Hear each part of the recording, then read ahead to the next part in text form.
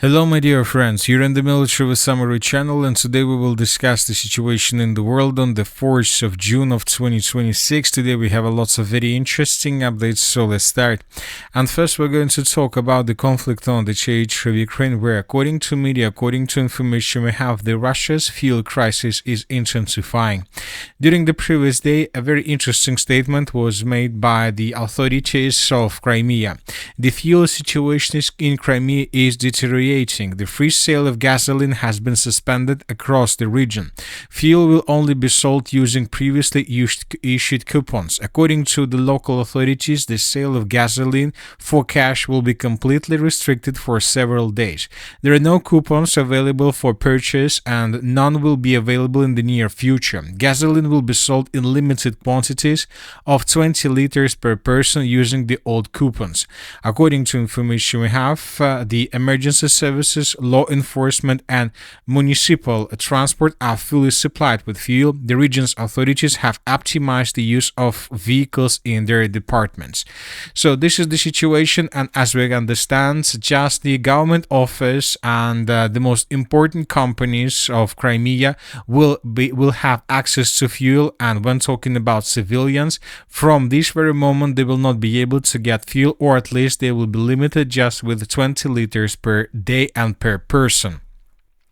This is a very important situation because we understand that without fuel, the Russians will not be able to continue their ground offensive operation in the Zaporizhzhia direction, in the most important direction of the special military operation. And for example, another important video was published during the previous 24 hours. We're talking about this one.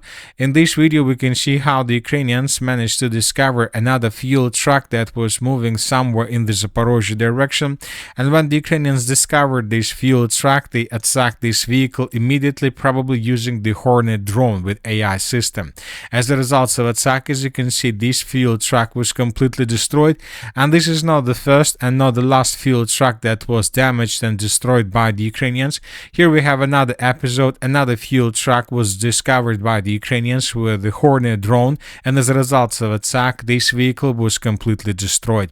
Almost every single day we receive more and more videos and photos of the type, and we start receiving reports that business of Russia refuse to send their vehicles in the direction of Zaporizhzhia, Crimea, and Kherson with fuel, because they understand that most likely this is a one-way ticket.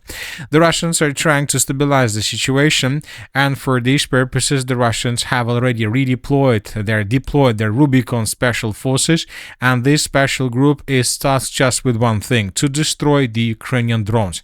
But we need to understand one important difference. Maybe the Russians are able to destroy all these drones over Kherson, Crimea, and Zaporizhzhia regions using this Rubicon unit, but the main problem is that the Ukrainians use Hornet drones and many other different types of drones that uses the AI system. So they don't need an operator, they don't need a drone operator, which means that they can launch hundreds of drones and to leave them without control from their side. And if the Russians want to bring down and to destroy these hundreds of drones from the Ukrainian side, they need probably dozens or maybe even hundreds of operators from their side, or they need AI system that can do this. But according to information we have, as of the 4th of June of 2026, we haven't received anything on the matter that the Russians managed to create an AI system that can discover and to destroy these drones. So this is the most important problem. And of course, the Russians have these capabilities. They can deploy 100 of operators in this area with just one purpose: to discover and to destroy Ukraine's drone. But this will lead to the situation when, let's say, some Zaporizhzhia or some Sumy or some Kharkiv direction will be left without operators of drone systems. So this is the most important thing. Not just drones, not just fuel, but also the number of operators that both sides currently have. And if the Russians deploy their drone operators in this area, this means that some other direction will start suffering huge problems with anti-drone forces or with drone forces themselves. So this is the situation. Of course, the Russians will try to find the situation how to quit this crisis. The Russians have deployed several several ships in the area of Azov Sea, probably with the purpose to use them as air defense forces or something like this. But for example, during the previous 24 hours, pro-Ukrainian sources published this video, and in this video we can see how Ukrainians attacked this Navy ship and probably damaged this ship significantly.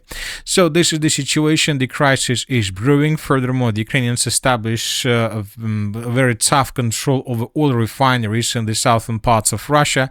We have already discussed the satellite picture, and according to the satellite picture, we see that lots of fuel tanks were damaged and destroyed by the Ukrainians during the previous attacks.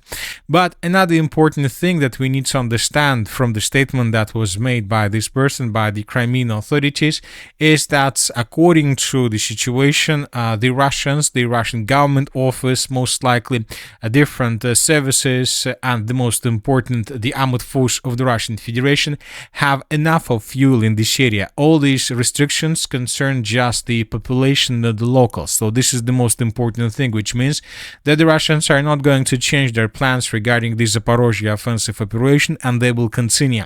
And they will continue at least until they take under complete control several cities like Orechov, Tavriska, and until the Russians are able to get as close as possible to the city of Zaporizhzhia within a distance of artillery shot. And if it happens, then most likely the Russians will stop and they will allow civilians to use the military fuel for the civilian purposes.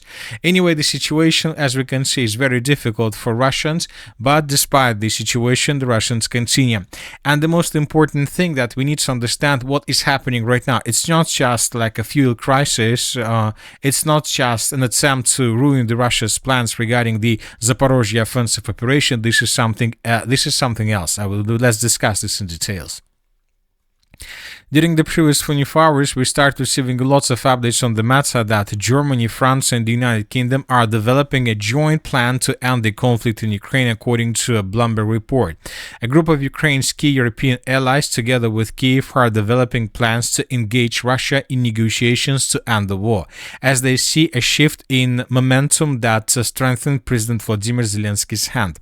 Officials from Europe's three largest economies, Germany, France, and the United Kingdom, are discussing the possibility of holding talks involving both sides, according to sources familiar with the situation. The plan's key objective is to achieve a cessation of hostilities before winter. So probably a Bloomberg a bit bluffing, or a Bloomberg doesn't have enough of information to make 100% sure conclusions based on the situation that is currently taking place. But if you ask my opinion, for me it's clear that the European countries are trying to achieve not the peaceful settlement of the conflict, not the end of the conflict between Russia and Ukraine, because they understand that this is impossible, but obviously the European countries and Ukraine are trying to force the Russians to accept the energy truth. So this is the most important thing. We see that not just even the energy truth, but it seems that Zelensky and Ukraine, by attacks on Russia's energy infrastructure and by creating of the energy crisis through Crimea, Kherson, and Zaporizhzhia, are trying to force Russia to accept a deal. And the deal is following: the Russians will not attack Ukraine's energy facilities, especially during the winter period of time. The Russians will not attack aircraft. If you remember, Zelensky said lots of times before that he wants to have energy truce, airfield truce, and some other truce. So he wants to establish three ceasefires, three truce with the Russians, and most likely the European countries and Zelensky are right now creating this document, are creating everything necessary, the tools, with the purpose to provide the Russians this proposal and to see whether the Russians are going to accept this or not. But the problem is, and the main problem is, it's not just about the energy truth, or it's not just about the airfield truce and so on. Obviously, everybody understands, the Western countries understand, the United States of America understands that if the Russians accept the energy truth and any other type of truth that the Western countries and Zelensky are going to propose the Russians, from this perspective, the Russians will show that they're weak and their weakness, which means that the Russians will not accept this situation. The Russians have an option. The Russians have an option how to resolve the fuel crisis on the territory of Crimea, and the option is to start using the Crimean Bridge for these purposes. But the Russians, according to information we have, several months or even years ago, probably after 2023, decided not to allow to use the Crimean Bridge for fuel purposes. So currently nobody, we are talking about trucks, are able to use the Crimean Bridge to bring fuel from the territory of main Russia in the direction of Crimea, because we understand that if the Russians began using trucks, hundreds of trucks along the Crimean Bridge with the purpose to supply the Crimea with fuel, this will lead to the situation when the Ukrainians would use probably hundreds of their drones with the purpose just to attack these trucks along the Crimean Bridge. And if these trucks are being hit by the Ukrainians, of course, this can lead to the situation when once again the Crimean Bridge would be just damaged or significantly will be destroyed or significantly damaged. So that is why the Russians don't want to use this option. But obviously, if the situation continues deteriorating, the Russians would and if there is no any other option how to resolve the energy crisis, the Russians would be forced to probably allow the business to use the Crimean Bridge for these purposes, probably before they would strengthen the air defense of this area.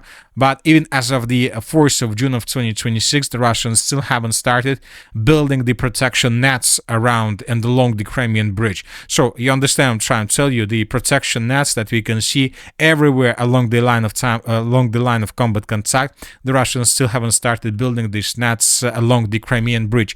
Maybe they have started, but this information probably is a secret one. Now let's move further and let's discuss the situation in the Zaporizhzhia direction, where the Russians continue their offensive operation despite a fuel crisis. And according to information we have, during the previous 24 hours, the Russians have improved their position significantly, especially through the eastern Zaporizhzhia direction. The Russians, as a result of clashes, established complete control over the settlement by the name of HULIAIPILSKE. We have already discussed the situation during the previous update, but we didn't have changes on the ground. During the day, we have updated the map, as you can see, and let's discuss everything in detail. So this is the video that was published by pro-Russian sources, and here we can see how exactly the clashes for the settlement of HULIAIPILSKE were taking place. As you can see, according to this video, the Russians were using all types of weapons they have. The Russians were attacking the village with aviation, with tall flamethrower systems, with tanks, with artillery, with FPV drones, and in the end the Russians launched infantry with the purpose to finish the battle. And in this video, during the final seconds of this video, we can see dozens of episodes of how Russians were raising the Russian flag through the settlement of HULIAIPILSKE in many different places. The Russian flag was raised in the western part, in the northern, central, south and the eastern parts of the settlement, and based on this video, based on the report of the Minister of Defense of the Russian Federation, the Russians, we have colored the map and we colored all these territories. Now, as we can see, the second defense layer collapsed under the pressure of Russians, and now the Russians will continue moving further in the western direction with the purpose to attack the next defense layer and to cut the first logistic line that the Ukrainians used to support the contingent on the territory of the city of Orekhov. So the next defense layer of the armored force of Ukraine is the territory between the villages of Amelnik, Chervony Yar, Nikolska, Lubitska, Barvenkovka, and so on. So this is the second and the last defense layer of the city of Orekhov, and if Russians are able to take this defense layer under complete control, then the city of Orekhov would collapse. The defenses of the city of Orekhov would collapse automatically. Furthermore, during the day, we start receiving lots of updates on the matter of how the Russians were bombing the settlement of Orekhov and the Orekhov agglomeration with aviation. So the preparation are ongoing. The Russians are preparing themselves before the beginning of the Orekhov major battle, and obviously the Orekhov is going to be a major battle of the summer of 2026. And with the fall, if it happens, of course, of the city of Orekhov and the villages of Yurkovka and Tavriska, we can start talking about the beginning of the battle for the city of Zaporizhzhia itself. So the Russians, before winter comes, are tasked to establish complete control over everything along this red line. If it happens, then most likely the Russians will continue offensive operation, and during the winter period of time, with the purpose to establish artillery control over the settlement of Zaporizhzhia, And with the artillery control over the settlement of Zaporizhzhia, the Ukrainians would be forced to announce evacuation of the city, at least of its eastern bank of the river, and the Ukrainians would be forced to begin the industrial evacuation of the city, which is a very not good situation for the support and supply of the armed forces of Ukraine themselves. Now let's move further and let's talk about the Dobropillia direction. After a very long operational pause, I would like to remind you that according to Russians, the armed forces of the Russian Federation captured the settlements of Pokrovsk and Mirnograd in 2025.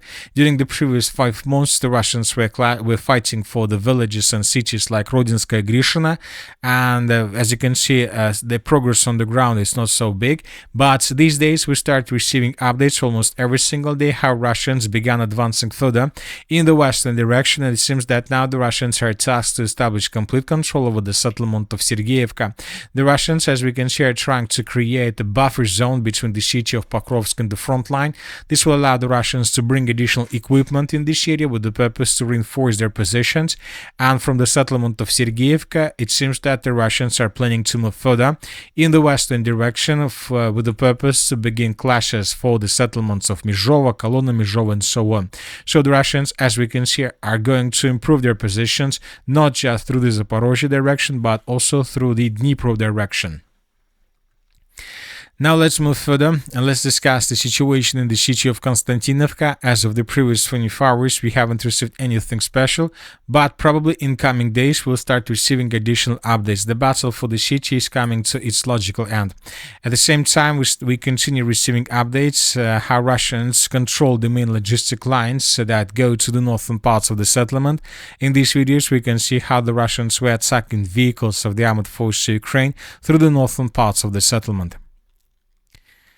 As for the Slaviansk direction, during the previous 12 hours, nothing special was recorded. The Russians continue offensive. Lots of explosions and attack were recorded. The Ukrainians show fierce resistance, and it seems and we believe that in coming days the battle for the settlement of Alexandrovka will be finished, and the Minister of Defense of the Russian Federation will report about this. Now let's discuss the situation in the northern directions. During the previous 12 hours, the Russians improved their positions through the northeastern part of Kharkiv region. This is the situation along the border, between the border and the river of Oskol. The Russians, as you can see, improved their position significantly, and the Russians continue advancing. As for the current direction, it seems that the Russians right now are tasked to establish complete control over these territories, just with the purpose to cut this road between Grishin and Kolodezna, and then from these positions, the Russians will continue offensive operation further towards the settlement of Katerinovka, but this time it seems that the Russians are going to continue offensive from at least 2 directions, just with the purpose to improve their positions like this. And if it happens, of course, from these positions we'll see that the distance between possible Russian positions and the river of Seversky Donetsk would be just 30 kilometers, which will allow the Russians to establish complete control over these roads, and will not allow the Ukrainians to bring lots of forces in this pocket for the stabilization. And from this very moment, the Ukrainians most likely would be forced to begin retreating and maintaining their lines due to a threat of being encircled from the Russian side. And in this video, we can see how the Russians discovered and destroyed another fuel depot, and as a result of attack, the subject of energy infrastructure was destroyed. Another important thing is that during the previous 24 hours, the Russians and the Ukrainians once again attacked each other with drones and missiles. The Russians, according to the Minister of Defense of Ukraine, used 294 drones to attack the territory of Ukraine. And according to information we have, the Russians were attacking logistics and the Russians were attacking objects of energy infrastructure. According to this video, the Russians, as a result of attack, managed to destroy the Pislavska fuel depot. As a result of attack, this oil base, as you can see, was significantly damaged, and the Russians, according to information we have, attacked the Dnipro agglomeration. These 2 warehouses were significantly damaged and probably even destroyed, and I would like to remind you that these days the Russians attack these objects many times. Lots of objects of this type were destroyed in the past in the area of the city of Lvov, in the area of the city of Kiev. While the Ukrainians attacked the Russian oil refineries, the Russians attacked the Ukrainians' warehouses and ammo depots. And most likely the Russians will continue this situation. We have covered most of the updates regarding the conflict on the territory of Ukraine. Another important thing worth attention, I would like to remind you that currently Petersburg Economical Forum is taking place in the Leningrad region, and according to information we have, tomorrow on the 5th of June of 2026, Putin will deliver a major speech, which means that tomorrow we should expect massive attack from the Ukrainian side, once again in the direction of the Leningrad region. The Ukrainians most likely will try to attack this region with the purpose not to allow the president of Russia to carry out his speech. And that's it for today. The Military with Summary channel reminds we condemn any violence in the world. Thank you for watching. Subscribe to my channel, put your likes, join my Patreon, and have a good day. Bye bye.